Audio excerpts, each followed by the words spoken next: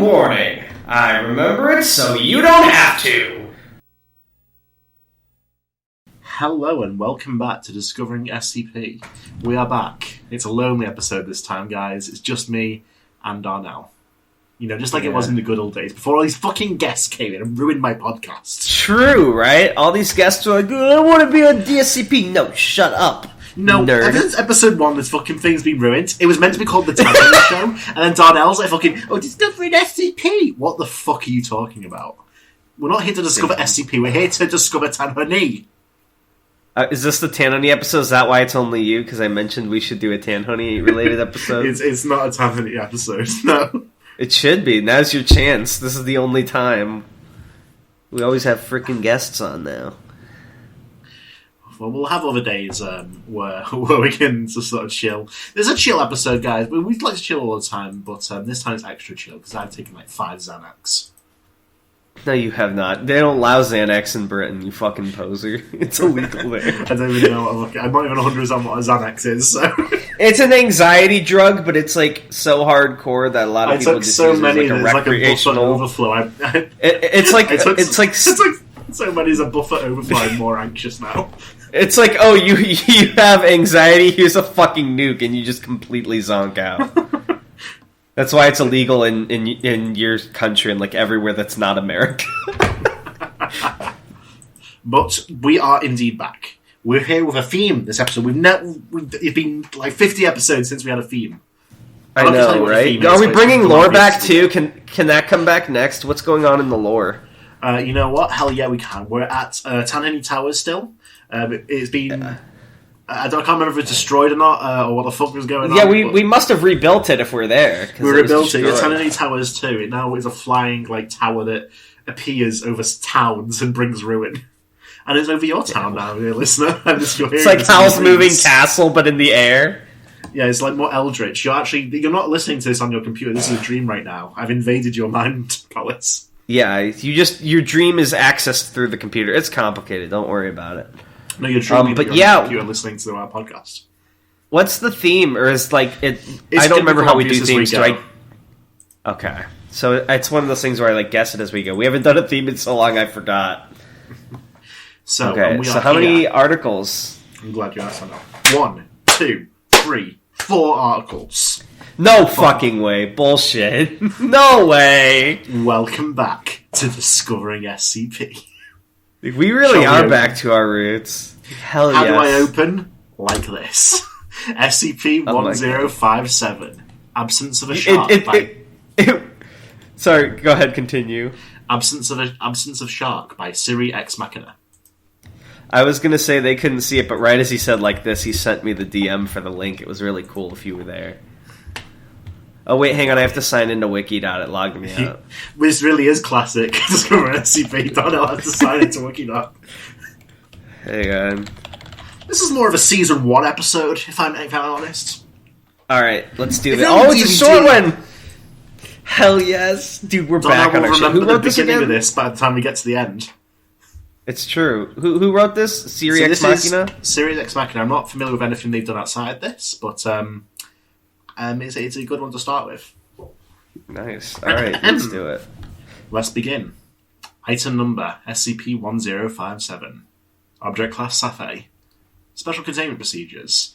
SCP-1057 is kept in a reinforced glass containment tank 4 meters tall, 15 meters long, and 9 meters wide, filled with water which has been treated to replicate a temperate ocean environment. See document 1057-H-22 for specifications. Oh, man.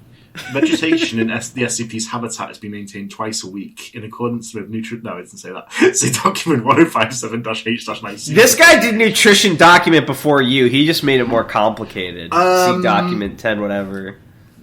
I guarantee I did it before. I made a nutritional chart before document H whatever. I don't believe you, but do you proof? Well, this is Series 2. I'm a Series 1 guy, so... Yeah, but you didn't do the nutritional chart in Series 1 because you were doing like fucking bobble and holes. I don't believe you. I wrote so many, they had to eat so much shit. I remember Patchwork Crabs, which was Series 1. They had a nutritional chart to die for. Who did? Which one? Patchwork Crabs, we haven't read that one, but I remember they had to eat. Alright, put it on the list. It is forbidden to enter SCP-1057's tank for 30 minutes before and after feedings. The SCP is to be fed 5. What's forbidden to enter its tank? It is forbidden to enter. You can't. Oh, we can't. I got you. The SCP is to be fed 5 kilograms of raw meat and fish. I'm so glad we brought back number. So good. Once every 4 days. I love this implication that, like, in this scientific document, you need to put both versions of the number in case someone doesn't understand one of them. God forbid someone doesn't recognize the word 3. This meat and fish. No, it doesn't say that. It's be injected with non-toxic fluorescent dyes. See document 1057-G-4. Dude, I want to do a -J article. I would make it really short because the joke would run fast, where every word is followed by a parenthesis simplification. So, like, fish, animal, lamp, light. Oh, damn. Because they don't do it anywhere in new articles, so no one would get it. I know. The tank is to be lit with ultraviolet lamps. So we sort of bantered through a lot of that, but what are you thinking from the special containment procedures? Real quick, what was the title of this article again? Absence of shark. Okay, so I'm gonna assume, based on the name and what this is and the fact that's an SCP, I actually have a bit of a bizarre theory on this. So, like, how do I describe this? I can't think of any series where I've seen it before, but I know this is a trope I've seen, where it's like, something is moving in the shape of something, but it's not there, like a thing-shaped hole. You know how SCP always does God-shaped hole? So I'm thinking it's like a shark that is not there, but the absence is, like, trackable somehow. That's my guess. Based on the title and what we've read.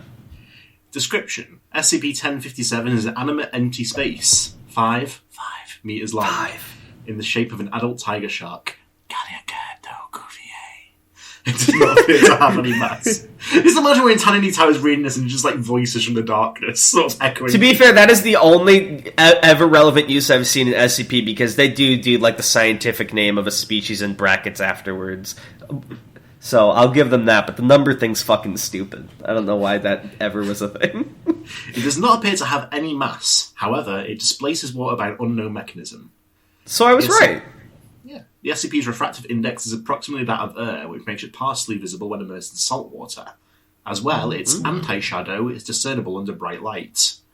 Experiments involving the insertion of inanimate objects into the SCP's body have revealed that there is nothing there. However, further experiments along these lines are contraindicated, as this triggers extremely expressive behaviour on the part of the SCP. What does contraindicated mean? I don't know. I mean, at first I thought it was a typo of contradicted, but that's what I thought as well. But it's, like, too specific to be that. I'm looking it up. And also the meaning Google of it. contra. Okay. It's of a condition or circumstance suggest or indicate that a particular technique or drug should not be used in the case in question. It's a medical term. That's so complicated. Dude, words are hard. The SCP's behaviour has been assessed by Foundation ichthyologists as being within normal parameters for an adult tiger shark. Any food consumed by the SCP disappears, with the exception of the non-digestible fluorescent dyes, which are regularly added to its food to facilitate monitoring of its behaviour. That's actually clever, because I'm pretty sure animal scientists do something similar to, like, track stuff through a system, like when you dissect something. They should put rat that's poison clever. Just kill it. Yeah. I don't even think rat poison can kill a shark. I'm here to execute. The thing about rat poison is it's only potent enough to kill rats. On bigger animals, it would just make them sick. So just make the shark vomit. I like these contentless jokes, which is like Tanhony randomly advocates for the execution of sharks by marine biologists. SPC looking ass. These dyes persist with... This is my variant from the SPC timeline during this episode. These dyes persist within the SCP for 5 to 9 days and outline a digestive and circulatory system. Several hypotheses to explain how this is possible when there is manifestly no actual shark present have been suggested, tested, and disproved. See Archive 1057-N4. I don't know enough about sharks to know if, like, it takes them 5 to 9 days to shit/piss. Well, I imagine the fact that it's specified here is to indicate that it is so. Huh. So it's like, oh, it's just like a shark where there's nothing there. Gotcha. Acquisition log. SCP-1057 was captured in the... Hello? Yeah, I was trying to think of a funny word. public swimming pool in Redacted, where it killed 2 swimmers and mutilated a lifeguard. 5 people... Hello? No, I'm messing with you. Okay, yeah, Jesus. Fucking Ekranak over here. 5 people were killed in the ensuing panic. I'm sorry, that's not funny. Foundation personnel embedded in the local hospital reported the incident. Retrieval agents arrived on the scene and the SCP was eventually taken into custody. I like that phrasing, like they fucking put in handcuffs. See, I see they mentioned 2 were killed, but 5 were killed in panic, so I feel like there's going to be a lesson here at the end.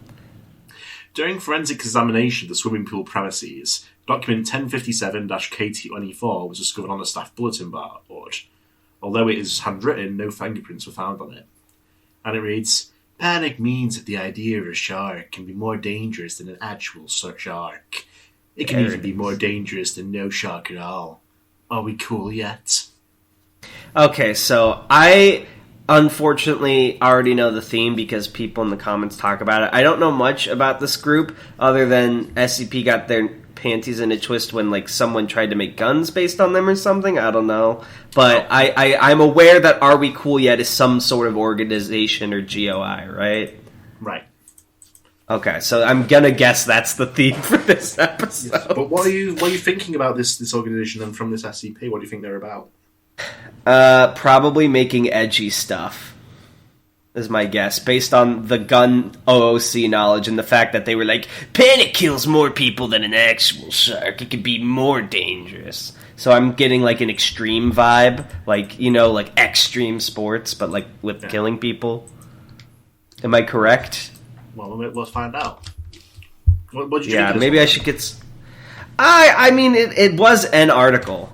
It's really weird. See, when I was able to give my my opinion as a fresh... Back in the days of Series 1 and Series 2 without getting cancelled.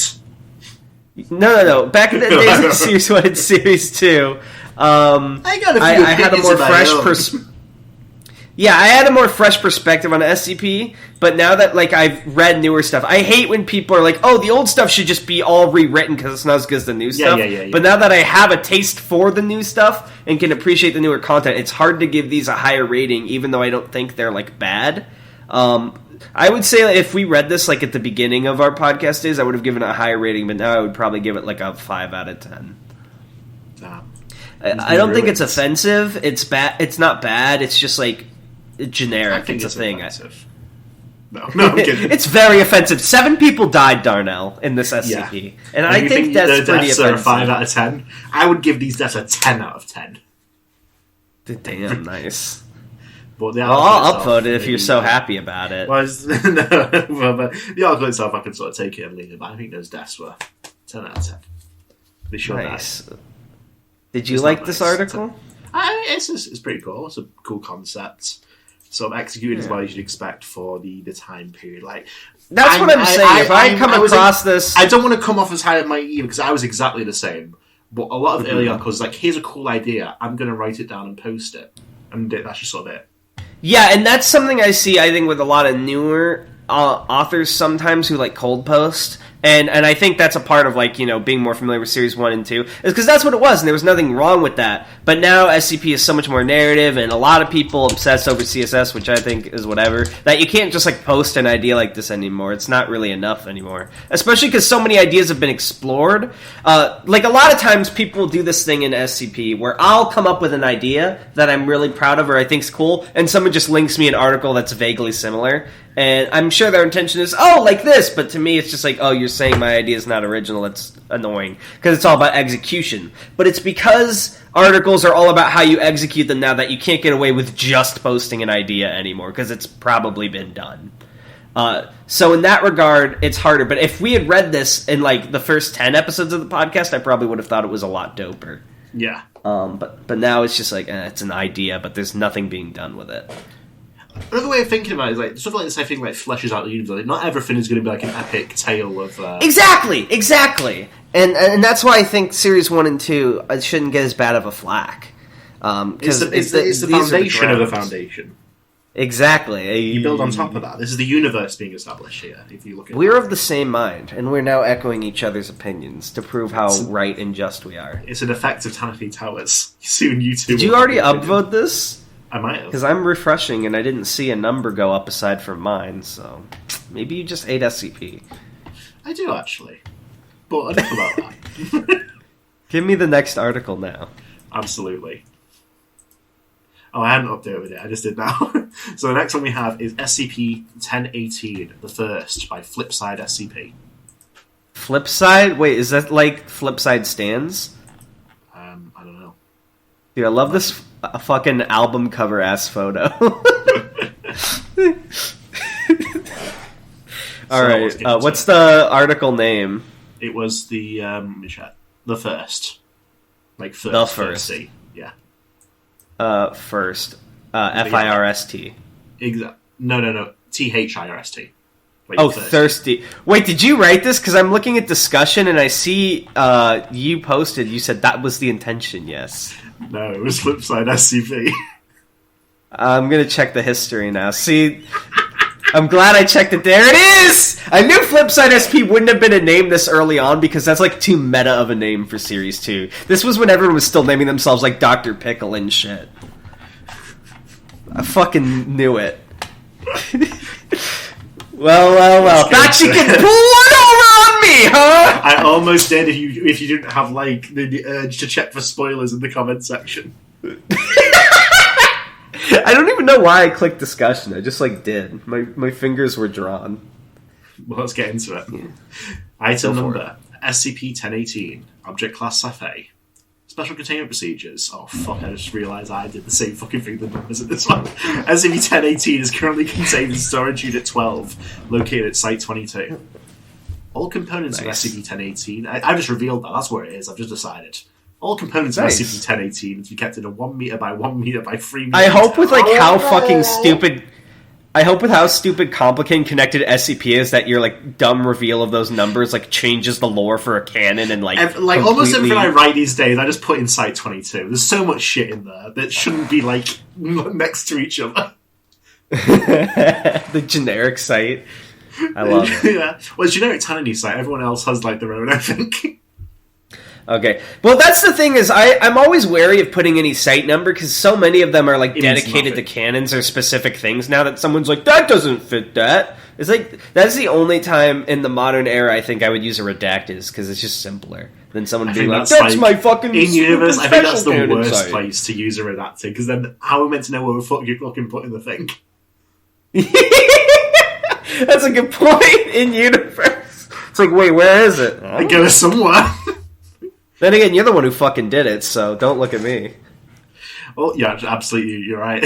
All components of SCP-1018 have to be kept... Oh, I fucking did this as well. 1 meter by 1 meter by 3 meter containers. Why is it so fucking specific? It doesn't matter.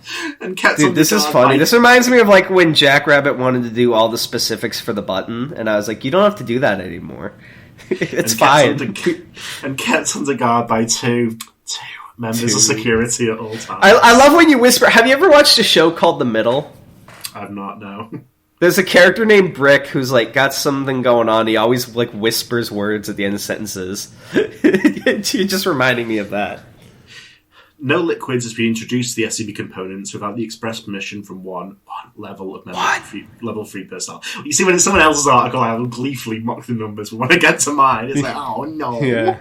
It's like, oh, poo. Oh, look at all these. Oh, I love all these dashes and numbers, and oh, this is going to be a joy to read.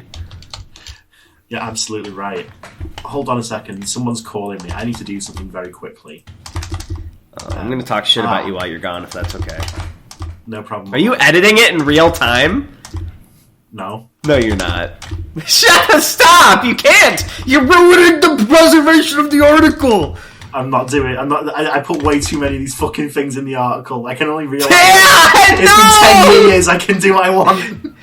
I love how the last edit was on 20... It was not even that long ago. Stormfall edited it in like August of last year. Oh, I must have been hallucinating. The numbers are good, actually. Wait, let me check. What the... Wait, no, they're not. They're barely any different. What are you talking about? Well, what do we think it is from the containment procedures? let's proceed. Okay, so what was the name again? Thirst? The first. Alright, honestly, these containment procedures are so vague. All we know is there are components, and you can't put liquids. So I assume, based on the name and that whatever it is drinks whatever liquids enter. But that makes me think of, like, how far does it go? Like, if someone has a paper cut, does all the blood get sucked out of them? I don't know, but I don't know, like, what exactly it is. So I guess we'll have to see. And we, of course, have the image of -1. It says that it's the album cover you described. Yeah, fucking, it just looks like a dude drowning. He's lost in the sauce. Description. SCP-1018 is the overarching designation given to a group of 3 statues. Oh, hell yes. -1, -2, and -3. This is what SCP was supposed to be. All statues, baby. Fuck all these stupid monsters and high-concept bullshit. Give me the statues. Cactus verse, I sleep, statue. Real shit. Statue-verse! It's like fucking Spider-Verse, but with all the statues in SCP. I like the idea that these are all alternate universes, and the only difference is that there is only one statue SCP per universe. Hell yes. All components of SCP-1018 depict an emaciated or elderly human male, and are composed primarily of concrete and gravel. Should have mentioned... You know what would actually be cool? Is an Into the SCP-verse was 173, and we find out that in every other universe, SCP-173 is like a person or a creepy monster, and only in ours is it a weird statue. A red luminescence is visible on several points on the surface of the SCP components, mostly present on the head and throat. -1's anomalous effect is activated by applying pressure to the back of its neck, while -2 and -3's are activated by contact with liquid. Okay, hold on. So, wait, let me reread that, because that was a lot of descriptions, and I was still, like, reeling from my own comment.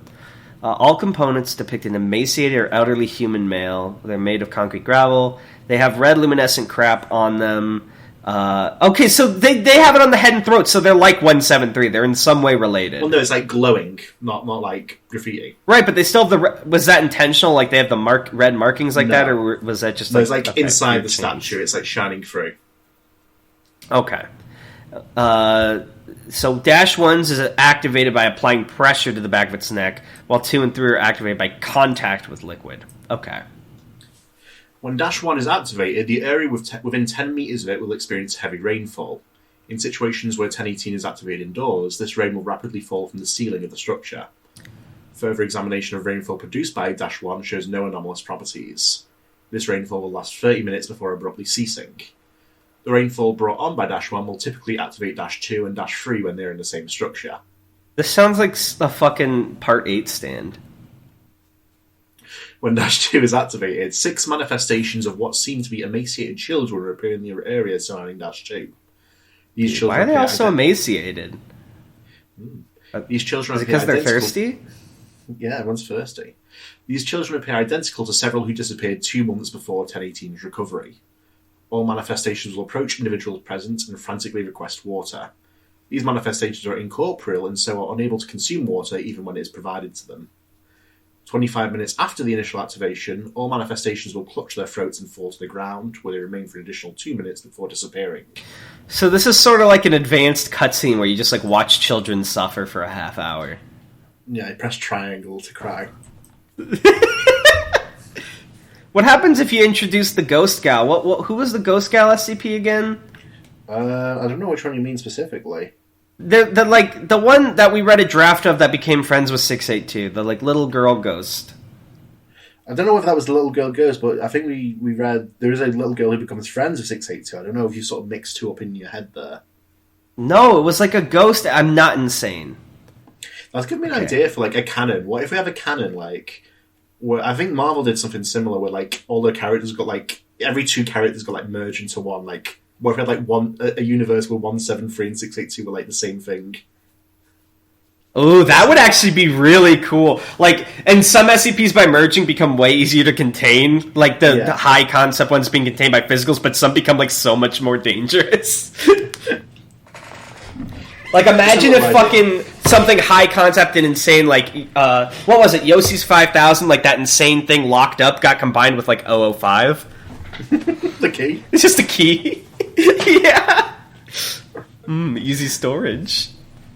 Dash-3 appears to have been heavily modified at some point in the past. Several parts of its structure appear to have been removed and replaced, most notably the left leg and the head.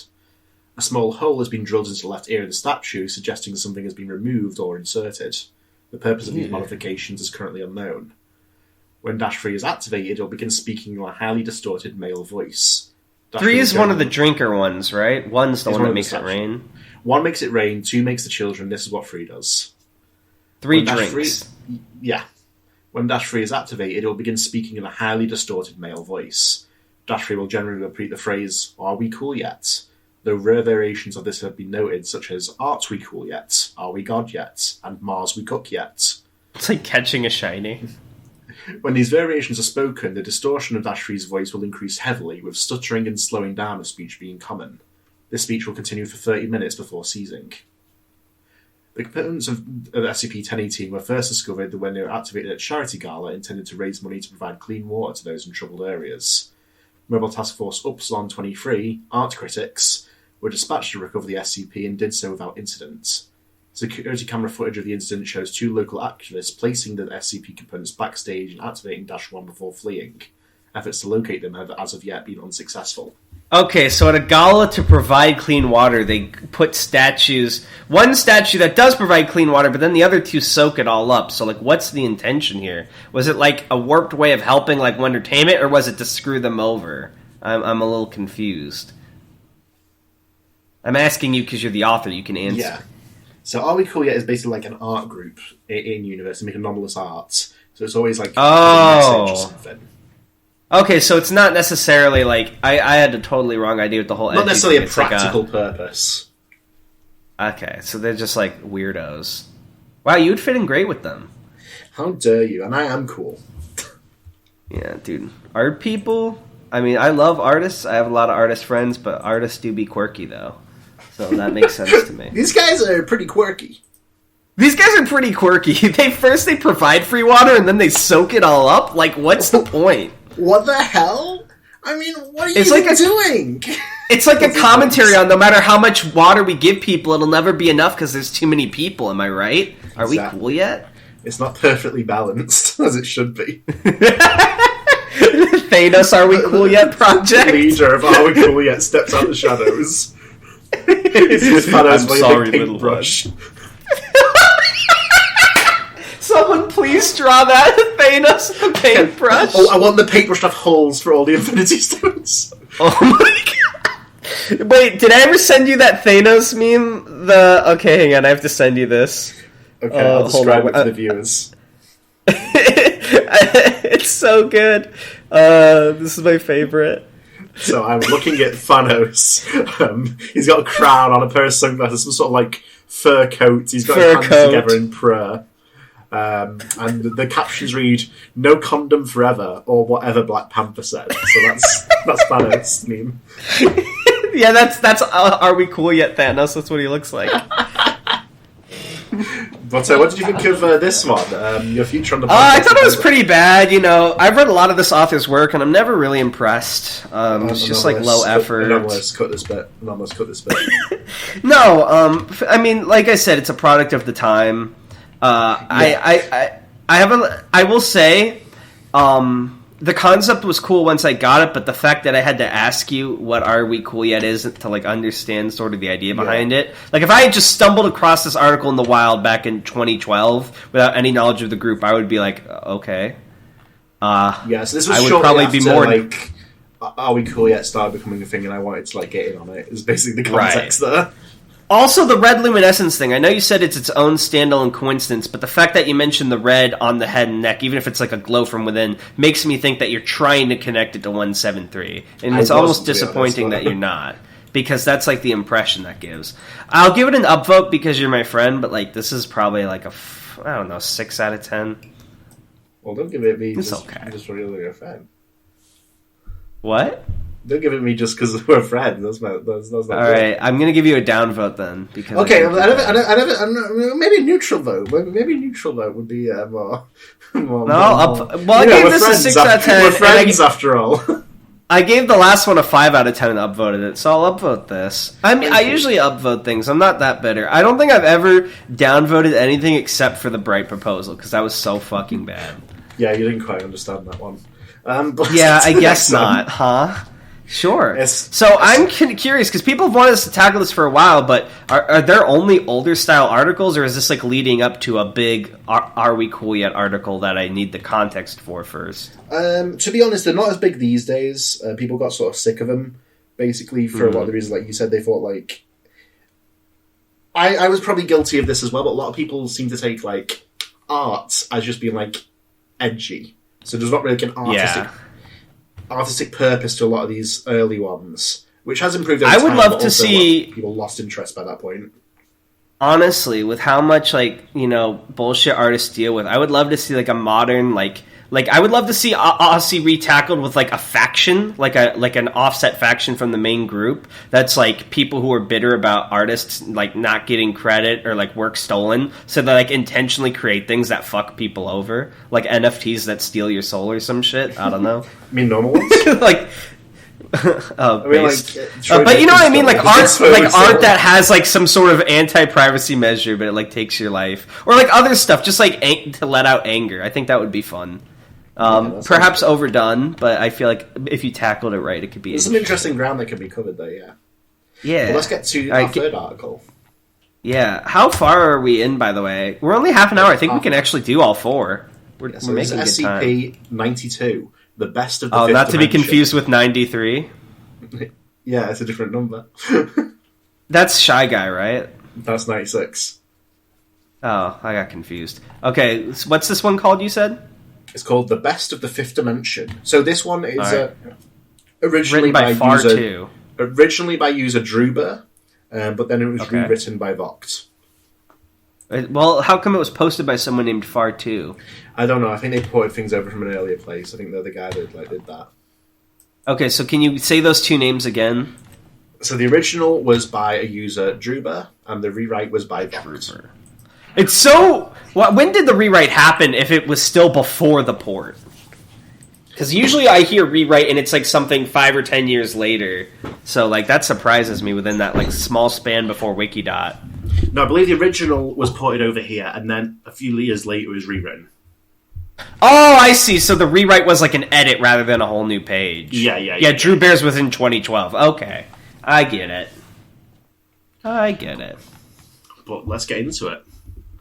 Item number, SCP-92. Object Class SAF-A. Special Containment Procedures. The 3,125 instances of SCP-92 are to be held in individual cases suitable for containing non-anomalous audio compact discs, CDs, and stored in standard inanimate object lockers at Site-37. Do you remember those? Like those black cases with the zipper and it had all the plastic sleeves for your CDs? All I remember is my iPhone. I only remember iPhone and Hot Chip. I'm lying. No, you remember, Tan. You're older than me, right? Yeah, of course I know. Or was England like different? Did you guys have like gramophones? No, I know what a CD is, you fool. That was what you put. I can't even imagine Tan Honey with his Walkman going to class. I didn't have one. Yeah, I never owned any CDs, but I know of them. I had some CDs. I also had the original iPod when that came out. I've never been one to like listen to music just like recreationally. I'll do it while doing something else, but I won't listen to it on its own. That explains why you're so fucked up. And you know what I've noticed? People who don't listen to music recreationally are the ones who are always into anime and video game music like you. So that makes sense. Because it's like background noise to doing something else, like in video games. See, I'm thinking. Each instance is to be individually numbered with permanent marker.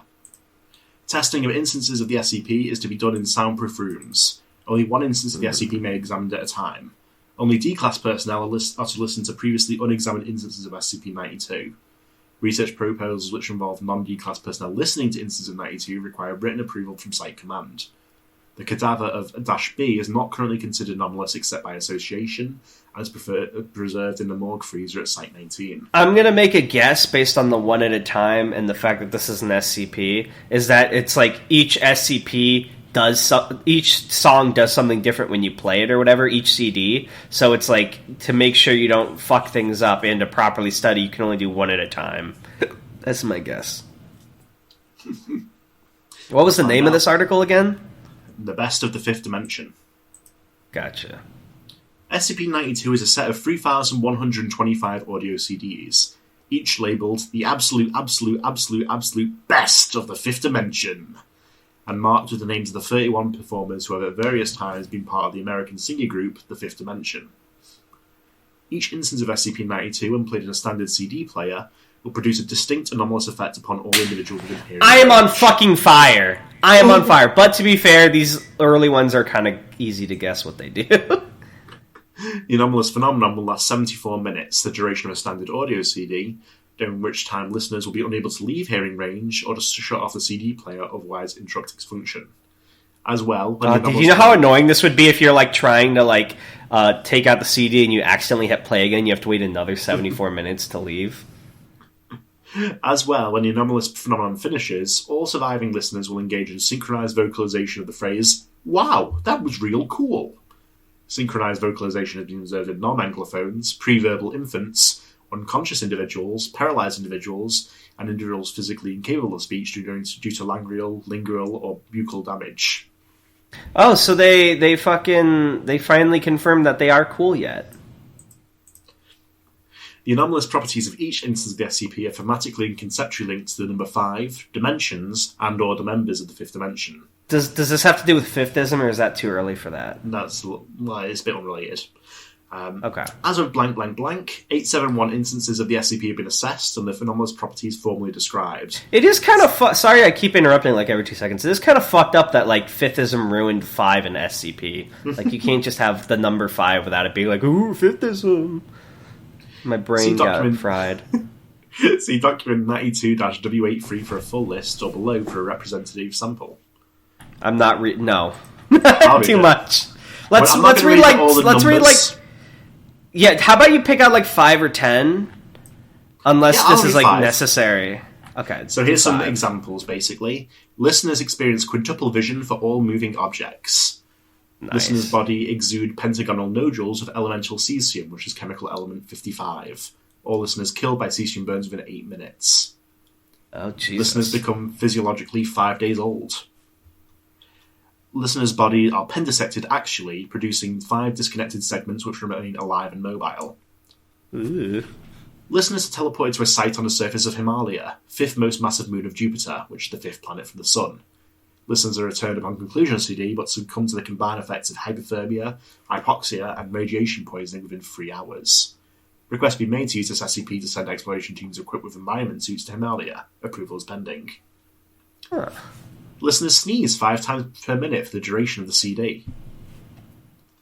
Listeners experience random eye moments in the life of James Monroe, the 5th President of the United States. Listeners are physically transformed into members of the original lineup of the Fifth Dimension, as they are today. Listeners who transform into Ron Townsend, 1933 to 2001, resume their original forms after conclusion of CD, but do not resurrect. I assume he's dead, so That's can't. Why, 1933 to 2001. That's why they said the corpse is anomalous, only in regards to that. Well, no, that's not what they said. They said Dash B. Yeah, I'm assuming Dash B is Ron Townsend, right? Well, he's one of the members of the band, so... So yes? No. So, okay. They wouldn't use his name. No, I know, but I'm saying, is Ron Townsend the Dash B? What is Dash B? We don't know yet. Okay.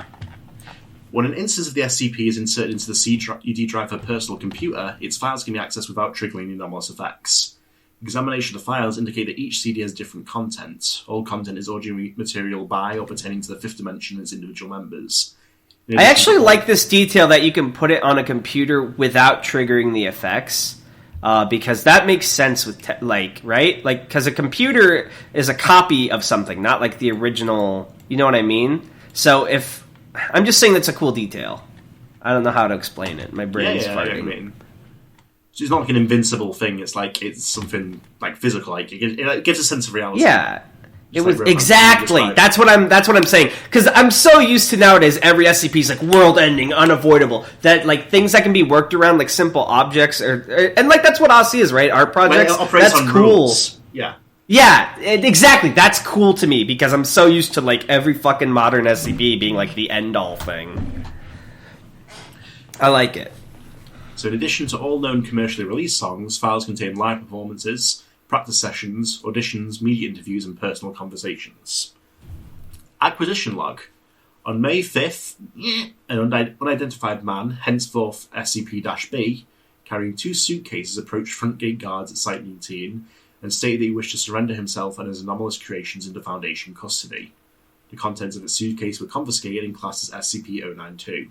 -B was transferred to Site-37 for interrogation. This is interesting to me because if he's not anomalous other than his relation to this, I think nowadays he would be classified as a POI, right? Yeah. Like in more modern, rather than a -B. Usually, yeah. During interrogation, -B revealed the thematic connections, 5 dimensions in the 5th dimension, between all instances of SCP-92 and then committed suicide. Bruh. We have a log here. I'll be guard. Sir, this is private property. You can't... This is a secret Foundation site, right? You can't come in here, sir. You're the SCP Foundation, and I'm a failure. What was that, sir? You're the SCP Foundation, and I'm a failure. I think I'm clever, but I'm not. I'm a stupid, boring, knuckle-turny hack who thinks that money and cheap puns can take the place of talent and inspiration. Me at New Milk Jesus. Cough. Oh my god. I'm tasteless, I'm dull, I'm incompetent, I have no sense and style, and the only reason I'm not an art criminal is that nothing I've ever made is even close to being art. You can secure me, and you can contain me, but no one can protect me. Please take me and my anomalous garbage into custody. This is funny to me because this is like how every other artist talks about themselves. Like, they'll make some awesome shit and be like, everything I make sucks, it's worthless. At this point, guards summoned backup. -B repeated the statement verbatim until he was taken into custody. Damn, homie had an episode. And we have another excerpt here. Yes, we understand about 5-ness, thank you, that's been most helpful. But we were also wondering what you could tell us about how you made these. I just wanted to be cool, you know? I really did. I thought, well, I had my inheritance and my collection, and there was the estate and the abandoned museum, and so much of the stuff went together, and it wasn't that tough. And look, my ideas were better than yours. They were. I know they were. No, they're not. Nobody's impressed by stupid facile wordplay. It's not even good wordplay. It's kindergarten level paranoia. Oh, look, 4 dimensions. What other things can you think of that come in 5s? I'm worthless. I'm worthless. Jesus. Better than my ideas? There's no deeper meaning to what I did. It's all just superficial Potemkin village crap pumping imitation shit into the river of human achievements. It's Stein's fucking Oakland, and I don't even fucking understand these fucking illusions. I'm an uninspired wannabe. I'm boring. I'm a useless hack with no fucking imagination. God. I've wasted... This feels like... I feel like I see a thread like this every day on Twitter. Someone posts about themselves. I've wasted and ruined miracles. I've squandered so much raw material that better people could have done so much with. I'm not cool. I never will be. I'm really sorry about the mess. These aren't my arms. At this point, -B seized his own head with both hands and ripped it off his neck, killing himself instantly. How was he so strong to do that? How big were his fucking arms? He was jacked! I like this one more.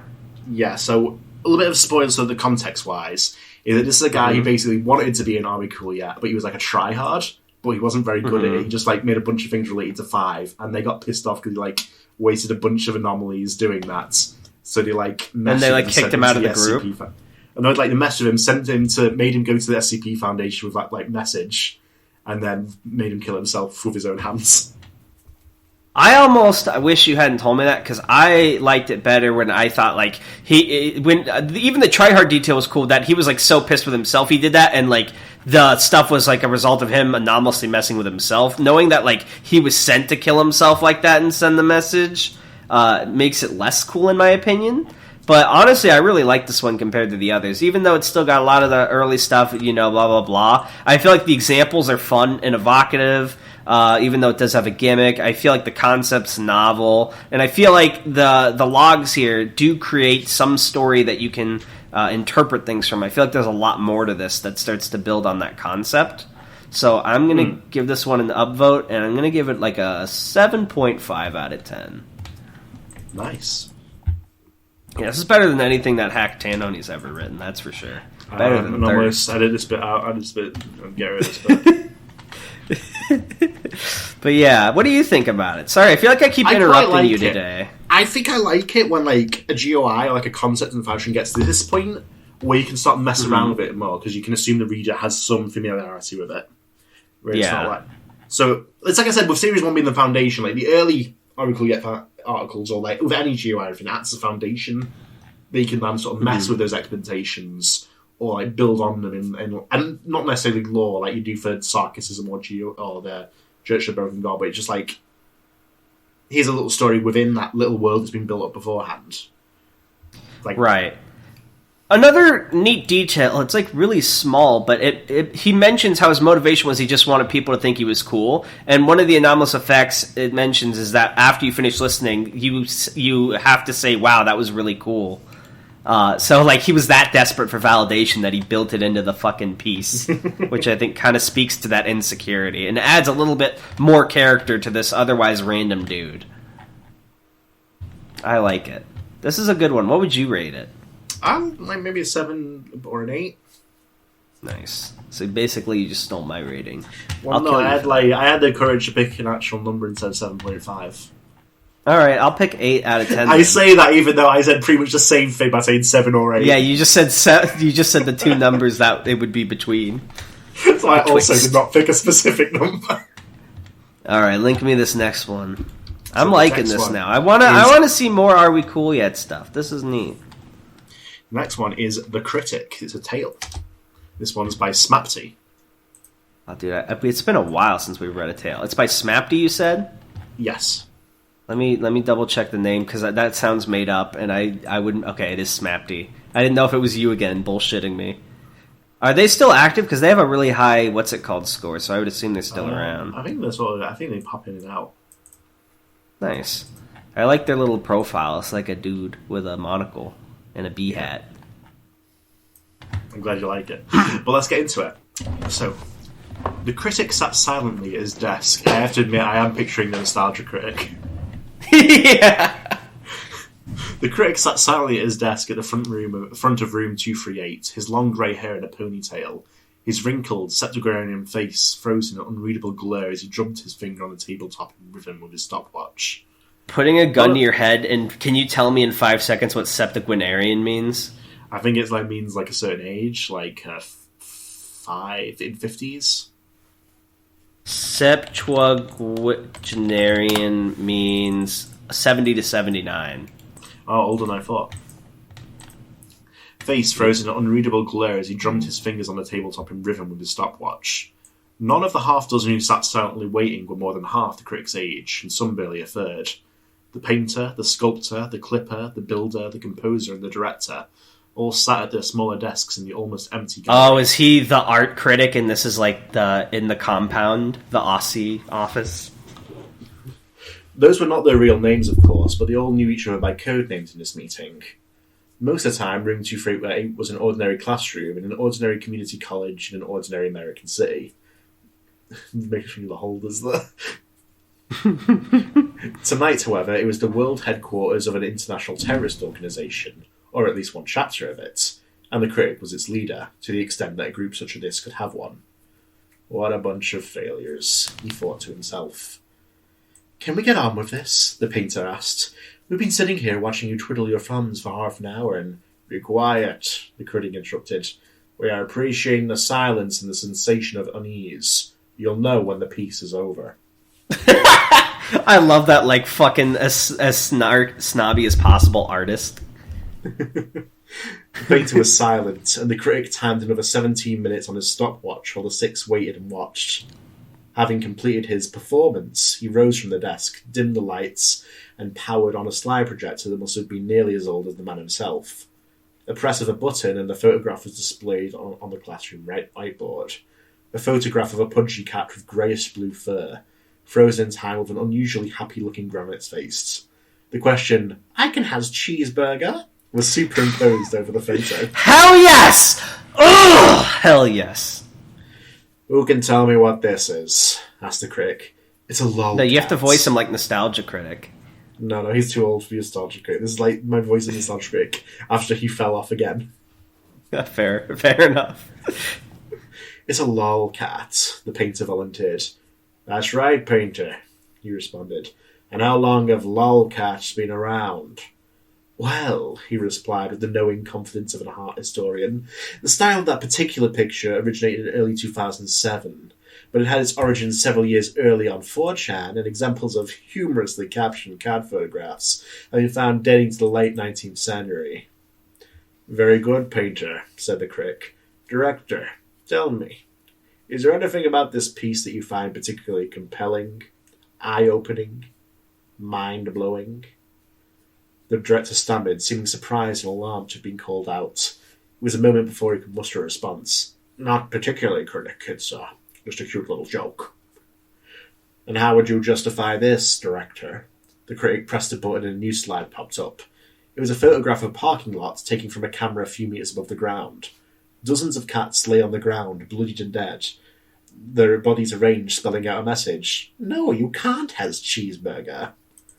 The critic brought up another slide. The same parking lot, more dead cats, spelling out, Dead cats is dead. Another click and a third slide came up. More dead cats, arranged spelling out the message, Are we cool yet? Lols. Classic Series 1. It was quite a bit of work acquiring these photos from the man's database, the critic said sternly. Their intelligence indicates that we're responsible for this, and at our last meeting you mentioned that you were working on a project involving cats. Can I assume this is your handiwork? Yes, critic, the director said. Explain what we're looking at, the critic demanded as he brought up a slide with more dead cats spelling out the words invisible morgue. It's produced by a mimetic agent that specifically targets Felis catus, the director said. They're compelled to come to this particular site and fight each other until they're fatally wounded, and to lie down before they die in patterns that spell out the messages. I'm not interested in the how, the critic said. Tell me why we're seeing this. How does this installation represent our objectives? It's recontextualization, the director nervously replied. By taking something meant to be amusing and adding to its elements of tragedy and horror, it forces people to look at lolcats in a new way, especially if their own pet cat is one of the ones involved. If I wanted to see funny things recontextualized as tragedy and horror, I could log on to YouTube, the critic said. True. Hell yes. Just type in Discovery. Ever heard of Don't Hug Me, I'm Scared, idiot? Killing someone's cat to open their mind is more likely to produce such a base emotional response that it's going to drown out whatever message you're trying to deliver. What I'm seeing here is a bunch of dead cats being used to parody internet memes in a way that makes it look like a bunch of sadistic anonymous wannabes. I am curious, because you mentioned a lot of problem with Aussie was like the edginess. Was this almost written as sort of like a way to combat that, or critique that? This was definitely a response to it, yeah. But critic, the current zeitgeist of the... That will be all, director. Anytime someone says zeitgeist, I'm like, congratulations, you learned about Hegel in high school. Shut the fuck up. I've been part of this organization for a long time, and I'm not going to say that it's the worst thing I've ever seen. It's ill-conceived, it's poorly executed, and it's not going to achieve what you want it to. If recontextualization is the direction you want to go, talk to Clipper. That containment file he garbled up with all the newspaper headlines and sent right back to the man's front door was brilliant. I assume the man is the foundation, like the authoritarian man. Okay. Thank you, critic, the Clipper said. I love the Clipper. I'm imagining the Clipper is like Clippy from Microsoft. That's also what I imagined. You're welcome, the critic said as he turned the lights back on and sat down. The reason I bring this up is because the problems with this installation mirror the problems I've been seeing in a lot of pieces lately. To be frank, the work that this organization has done in the past month or so has been very unimpressive.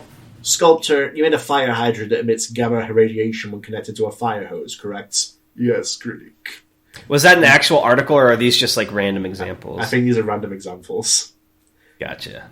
And painter, you made a sidewalk mural that people get absorbed into like quicksand, which then adds their likeness to a crowd scene.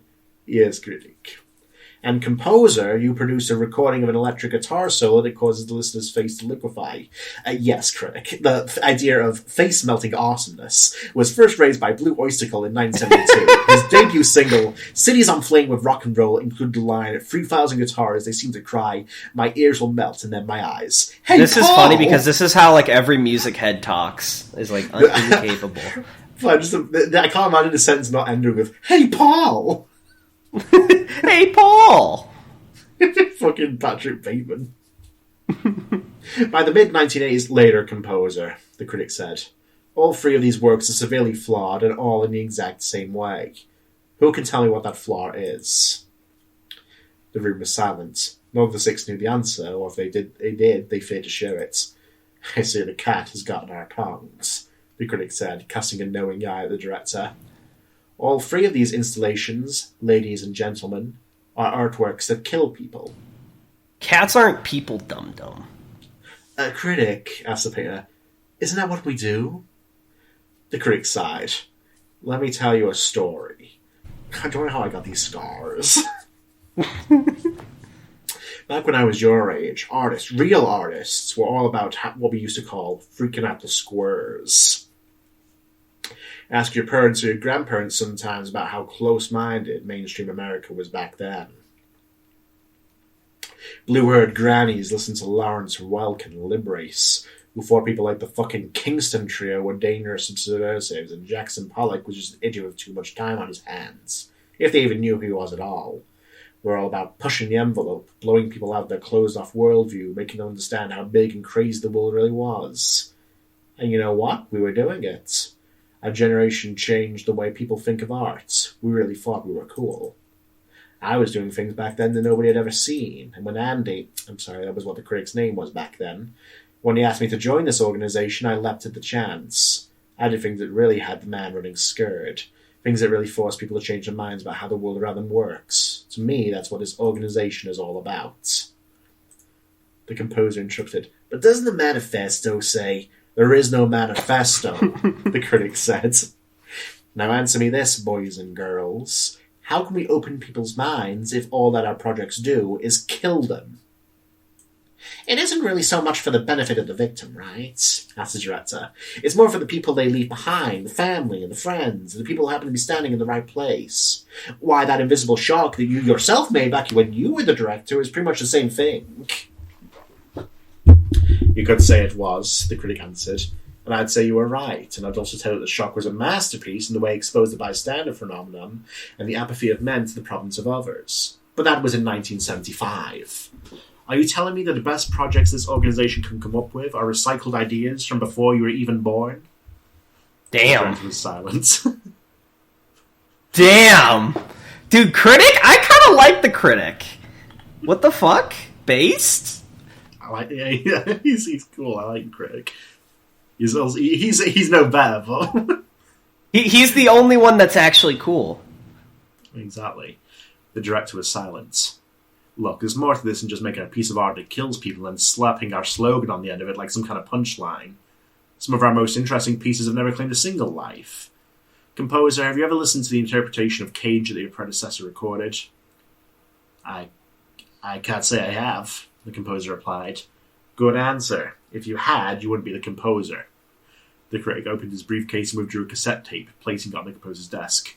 Don't listen to that yourself. Give it to one of your friends and get them to listen while you're not there. Or one of your enemies if it suits you. Just give them a few days and ask them how it's sitting with them, because this is something that grabs the listener by the balls and forces them to forget everything they ever knew about what music is. And so far, it's never killed a single person. I'm not saying that death can never be a source for artistic expression. I'm sure you all know about that contraption up in Alaska. My predecessor was furious at the old builder when he pulled that one off. Tore him a new one right in front of the rest of us. How could you be so irresponsible? You could have killed us all. The man is going to come down on us like a ton of bricks and so on. I thought he was going to kick him out for good, or worse. But I found out later on that the critic pulled him aside after the meeting and told him he was the most thought-provoking priest he'd ever seen ever since Chadwick's buddy made that talking atom bomb back in '63. Is that a reference to something? The one in Alaska is, but I don't think the talking atom bomb is. Interesting. I know most of you only came on a few years ago after what went down at the Baltimore Expo. I don't know why the old critic picked you out of the hundreds of people he looked at, but I know he would have expected better than this. We can't just keep putting out the same stuff over and over again and slapping a new coat of paint on it. At this rate, we run the risk of becoming predictable, and worse yet, becoming boring. That'll be all for today. Next meeting won't be until 4 weeks from tonight. Spring semester starts tomorrow. They forgot a quotation mark after boring.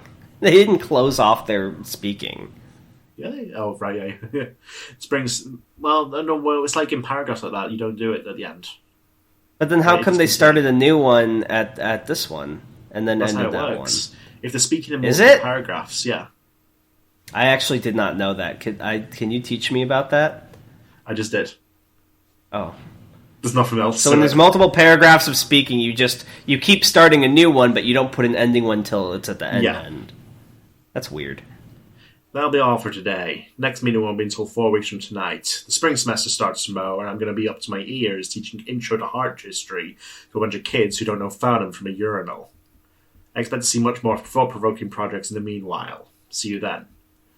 The critic made his way back to his desk and sat down to read over his class syllabi as the 6 gathered their things and made their way to the door. An overlooked thought occurred to him as he noticed the Builder making his way out. "Oh, by the way, Builder," he said.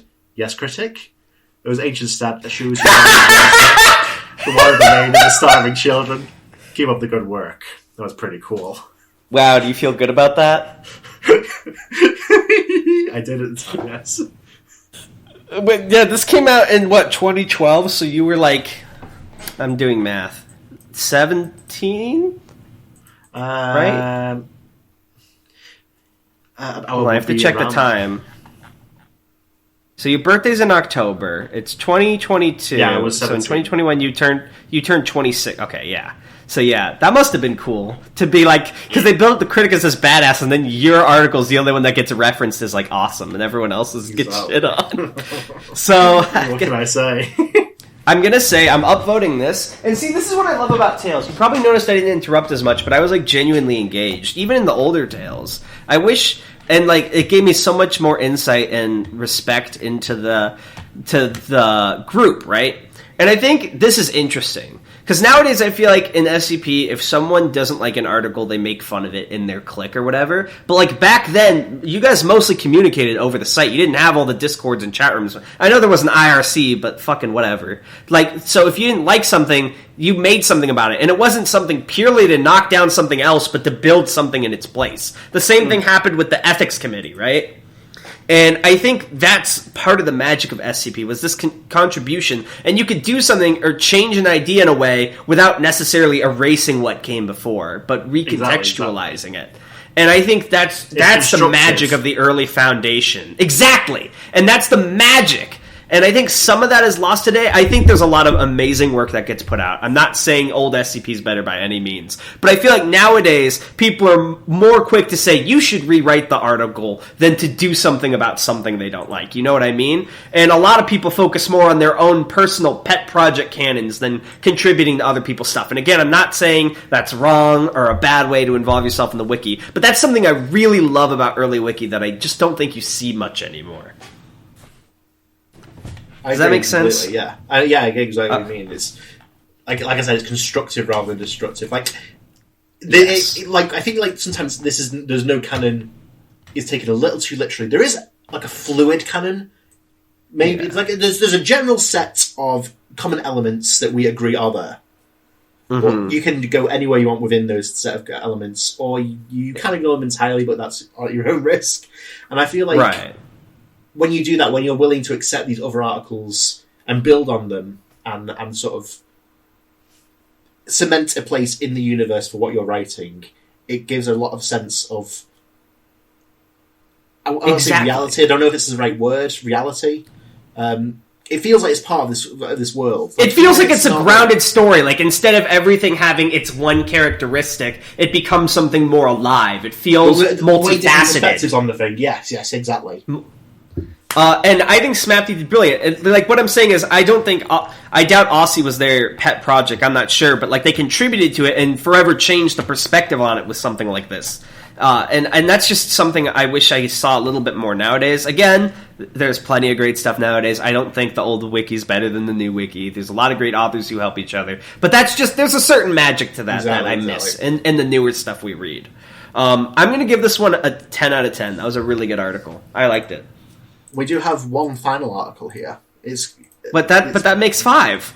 Yeah, but I just decided we were going to read this one. It's also over an hour, and I'm... Is this still exist? No, it got deleted.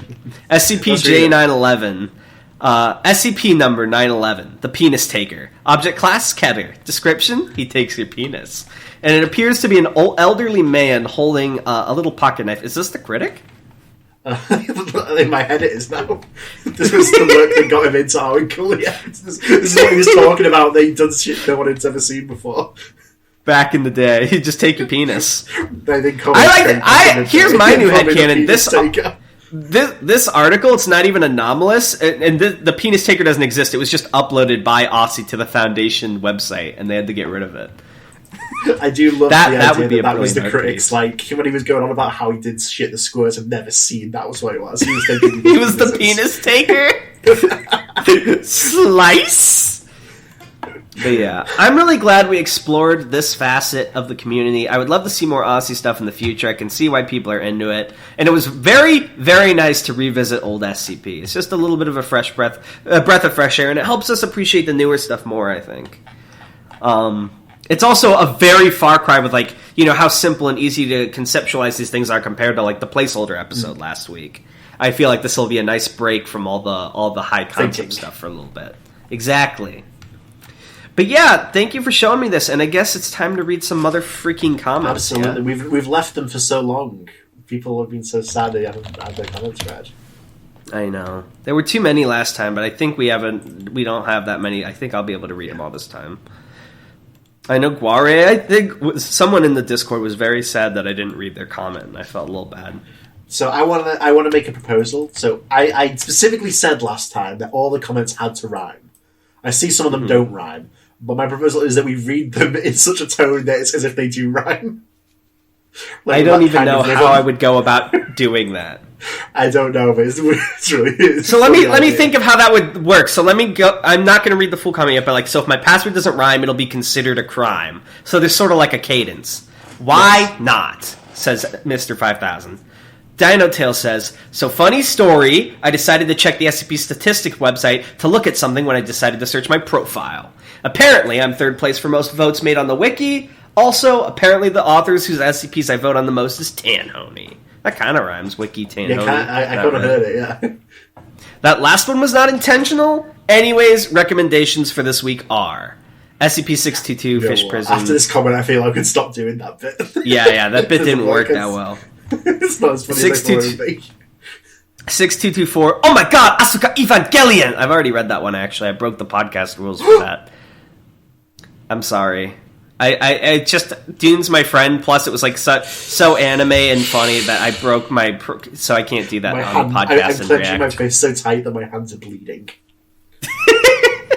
SCP-6170, A Tale of a God and the Chaos Surrounding His Demise. Glad you guys are back, Smile. It's good to be back. It felt really weird going 2 weeks without recording one of these, and I really missed it. I'm glad to be back. Yeah. This is the nicest thing I'm ever going to say to you fucking ingrate, so I missed you guys, whatever. I'm still sick and dying of severe issues, but we are working through that. I'm at least able to record again, which is nice. I missed it as well. However, some series like Your Turn to Die might be on an indefinite hiatus. Yeah. That's true. Maybe I shouldn't say indefinite hiatus. I just don't know when I'm going to have time with this new job starting and everything going on. But we are going to get to it. For the common fixtures, like, let's be honest, majority of our viewers are here for the SCP, so we're going to focus on that. Exactly. And that is why we stopped recording the podcast but kept recording Aetherial Space. Well, that's my personal hang-up. So, let me list out the priorities for our fucking viewers. So, there's people who aren't here for SCP at the bottom. People are here for SCP on the second tier, and Tanhoney on the top tier. Those are my priorities. I will say, I love all our viewers equally. You guys are all great. But I do fuck with and feel that the viewers that watch our other series are a little more special. That's not like me trying to guilt you or saying you have to watch the other series, but like because so many fewer people watch the other series, it feels like more of a click. Like only 3 or 4 people comment on Your Turn to Die, so those are like the Your Turn to Die people, right? But like everyone comments on Discovering SCP. I mean, like, yeah, is what I'm getting like, at. So it's a little more special, but like, yeah. But we love you all equally, guys. And by love, I mean in the most platonic sense. Don't get a parasocial thing going on here. We are thankful you support us and we're happy you're around. Wow, that was a crazy jump cut, huh? Jump cut. There was no edit at all, right, Anomalous? No, there wasn't. You smile. Shithalia says, so if my password doesn't rhyme, it'll be considered a crime. Elon broke up with Grimes. Now he fucks Optimus Prime. I don't know, lol. Well, you broke the rhyme at the end. You're going to the dungeon. You almost made it. You were so close. You just had it's to like in Full Metal Alchemist when you do human transmutation, the fucking hands come for you. Lucas Ferretti says, Placeholder McD, Pog. I love this episode. I haven't read much from Placeholder, but all I've read from them is great. I should probably read more of their skips. I would recommend 5382, The Cure and What Ails You, 5243, The Breach That Keeps on Breaching, and 5956, There Is No Canon, all by Harry Blank. What is with people in Harry Blank, bro? He is like his writing. I hear about him nonstop, and people like call him the rising star of the wiki. Is he like the new hotness? I don't know. I'm not currently in tune with. I took my finger off the pulse for a little bit. I should probably get into contact with this guy, maybe as a guest, but like let's get through all our current guests. And this guy, he caught a whiff of clout instantly. Well, I was just gonna say, like, if they're a big name in the community and people want us to read their stuff, because I keep getting asked about Harry Blank, then we should. I wasn't trying to. It wasn't out of intention of sucking up his clout. Of clout. I honestly don't think anyone in the SCP community outside of like Volg and Exploring Series and Cactus really have clout. If I'm being honest, you know what I mean? Yeah, I get what you mean. The sort of the ones that count as humans. Yeah. No, I just mean like I wouldn't really call having them on as like. I wasn't making fun of you. That's what I think. Smile. I said maybe. Notes that I didn't include myself in that. P.S. SCP-5956 is kind of a sequel to 5243. All right. Thank you. We'll consider it. Banker Paul says... Actually, never mind. I don't want to read Banker Paul's comment. No, I'm kidding. I quite like placeholder stuff. It's always fucking can't think of a rhyme. What the fuck? If one of you dare fucking says I didn't listen to the episode, I'm going to... Fuck, I am really not on a roll today. Dungeon. Well, back to the dungeon. To the dungeon. Thought Experiments and other stuff says, well, that was a break. Glad to see you guys are alive. Dungeon. It was 2 weeks. I mean, like, come on, guys. It was 2 weeks. It's not that long. Yeah. Dude, when people, like... I'm not gonna lie. Like I was very sick. I couldn't help it. All right. I was screaming in anger at Darnell and kicking him. In my defense, too, let the record show. I told Tanhoney to record with placeholder without me. It wouldn't work. Do something. It won't. The Darnell is the flesh and heart of the podcast. Neither of us would say anything. Am I really? Is that why I'm Tanhoney's whenever friend? There is an interview episode, Darnell is the one who talks. The interviewer answers, and I occasionally reply with like a maybe or yes. That is actually true. It's just because you're shy, though. You're so good once you open up. That's why we need to have on more of the people that you're close with. It'll be good. Like, we should have Dune on again now that he's like our buddy from Havoc Moon. Yeah. That'd be awesome. Brandon Hamilton... I love Dune. Brandon Hamilton says... I know, let's edit that out. I just showed weakness. Brandon Hamilton says, password? More like Squidward. Thank you. JTKC says I'm gonna shit... It does. Password Squidward. JTKC says I'm gonna shit myself. Dungeon. Okay, Raul Alves actually did a rhyme here. It's a very sloppy rhyme, but he will get to live. Well, he's put the effort in. Placeholder SCP make brain hurt, but it does not stop me from enjoying this episode while eating dessert. This was overall great to hear. Commentary and guest appearances are great noises to my ears. If you allow me to be clever, here's a recommendation. Keeping it chill with your homies down at the SCP Foundation! But for real, thanks for everything. I hope you guys are doing... Oh, he broke it at the end. Dungeon. It's like Simon Cowell. Dungeon. Good Day says, this video is crazy. This will always be true. Though my knowledge is as hazy, I will see it through. With integers and digits, and researchers too. Files filled with neat widgets, right and impossible to outdo. A massive enjoyment to the display in the page. This technobabble has impeccable development. I've rhymed, can't you see? Host, let me out of this cage! Free him from the dungeon. Remove him at once. Take a seat by the fire with us, Good Day. Take a seat by the hearth. You dropped this, king. Trip Adams said, hi guys, just wanted to say hi. I guess hi does rhyme with hi. Glad y'all are okay. We missed y'all. Have a great year and y'all are killing it. Dungeon. Back to the dungeon with his ass! Comedy Man Kelp says, this is the happiest day of my life, adding a second line that rhymes so I don't cause a strife. Never mind, I just got to the part about me being blacklisted because I am causing the strife to end all strifes. Deploy the hands. Lan says, placeholder's a madman. How does he come up with this shit? Also, it's getting so close to episode 100. How do you come up with not getting thrown in the dungeon? Sorry, Lan. Dungeon. I noticed this next viewer has an Okabe Rintaro profile pic, so based. Stefano Magari says, love this podcast. I've listened to all the episodes in the last 2 months. What's Okabe's voice? It's like, Holy Kyoma! Love this podcast! I've listened to all the episodes. My throat can't do it. I'm too sick. I'll die. No, that was good enough. Free try. It's been hard. I've listened to all the episodes in the last 2 months and caught up a couple of days. I recommend SCP. Break, guys.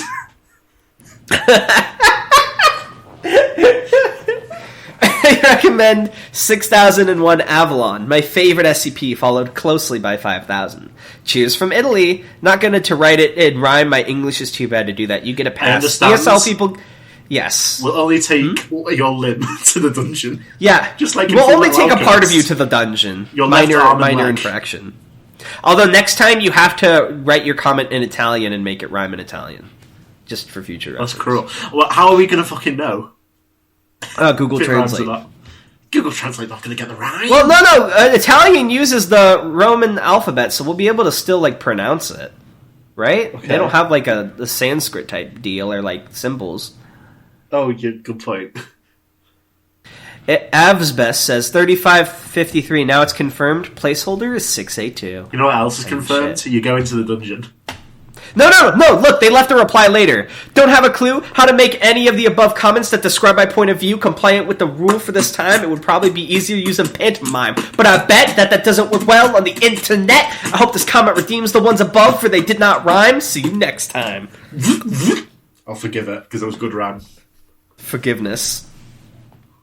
A Bush from the island of Borneo says, long article, cool CSS, very complex. Need to reread the article to understand it. Need to read the declassified version to understand it. And still a very cool article. Oh yeah? It's a placeholder article. Jokes aside, placeholder is probably one of my favorite authors. I like to think I had a pretty... Me too, right? I'm also one of them. No. you wrote Thirst, so... Yeah, exactly. I wrote before this guy. Oh, that's true. I like to think I had a pretty good grasp of what SCP Integer was beforehand, but alas, I'm still learning more about this article. As for recommendations, these 2 articles by Placeholder are quite the bangers. 6820 Termination Attempt, is that related to 682? Who can say? I can say, because it has 682 in it. Well, I can't. And SCP-6659, Meta-Gnostic. Also, articles from the Department of Miscommunications are very cool if you want some mindfucky articles. Password, my rhymes aren't flying, and I can't rhyme, nor do I have the time to rhyme my opine. Because you rhymed for part of the article, I will say take some of your organs instead to the dungeon. There you go.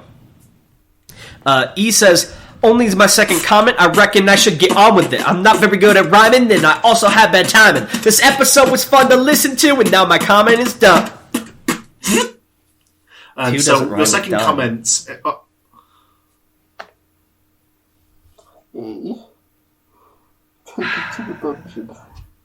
To the dungeon! I love how, like, if the whole comment's a rhyme except for the end, it's dungeon, but if they just end with one rhyme, they only get partial punishment. The rules are very unclear. Dungeon! I'm sorry, what were you saying before the dungeon sentence?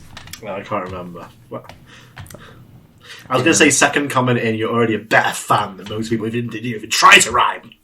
It's true. If you didn't do the podcast, if you don't do the password, you're not even a real fan. You're just a fake fan. Exactly. Gate kept. An anomalous writer says, "We have once again returned with the podcast High Concept Scapes for episode 95 at last." Nice. Anomalous to the candy Even store. if Anomalous didn't rhyme, we can't send him to the dungeon because then the episode wouldn't come out.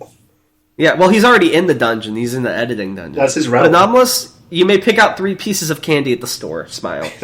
That's his domain. He is the one who inflicts punishments. He edits you. Have you ever read Berserk, like the creepy like torture that tortures Griffith? That's Anomalous.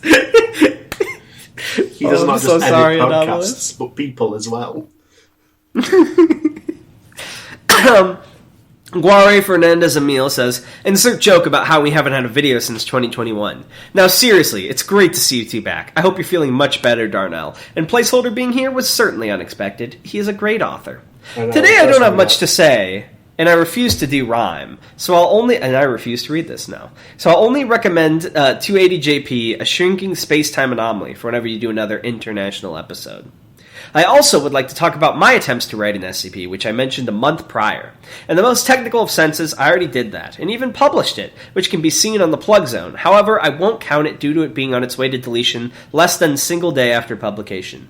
That isn't really surprising in retrospective, it was very mediocre, but it has made me realize that I need to improve much more in my writing, which, as you could have seen in my comments, is kind of bad, and that I also need to read more. So I guess that's what I'll do for the next few months, or of however long it takes for me to have any significant improvement and discover what I want to do and what I'm good at. P.S. If you learn something from it, it's not a failure. Exactly. Failing is not the falling down, but the staying down. I know that kind of became a meme. Master Bruce. I know that line became a meme because of getting over, but it's true. Failure is an opportunity to learn, and it should be seen as such, and you should never fear it. You should only fear letting failure stop you from pursuing something. If you P.S. get something from your failure, it's not a failure. Sure. P.S. Anomalous, look up what anatodaphobia is. Then you'll know what to do. And then Mr. 5000 left a second comment, but we already read one of his. I'm going to read it. Yay, first comment. Idiot. You only read it because it's your alter ego. the tiny tan hoodie. It's your nice split personality, the very tiny, infinitesimally small nice part of you. It also lacks all the intelligence. That's a very... I actually did search up that phobia then, so it's the fear that somewhere a duck or goose is watching you. Oh. Well, I'm in a house, so I'm probably okay. No, it's like irrationally, like, it doesn't have to be near you, it's just the fact that it's like aware of your location and watching you. Like an omniscient duck. Yes. You just walk into the park and you see a duck like craning its head upwards like a beam of light coming from its mouth as it casts scry. Alright, thank you guys for listening, as always. If you're a real fan, go read Aetheral Space. No, I'm kidding. Thank you guys, regardless of... No, it's true. If you interact with us in any department or watch our videos and we're able to make your day, that is more than enough for us. Thank you a billion. If you're not in the freaking Discord, you should get in there. It's awesome. It's a party all the time, apart from when it's not. Yeah, sometimes it's not, but most of the time it is. But yeah. And Tanoni sent me an image of a duck saying, like, King Crimson has already seen through it. So thank you for that. And we'll see you guys later. Bye! Bye!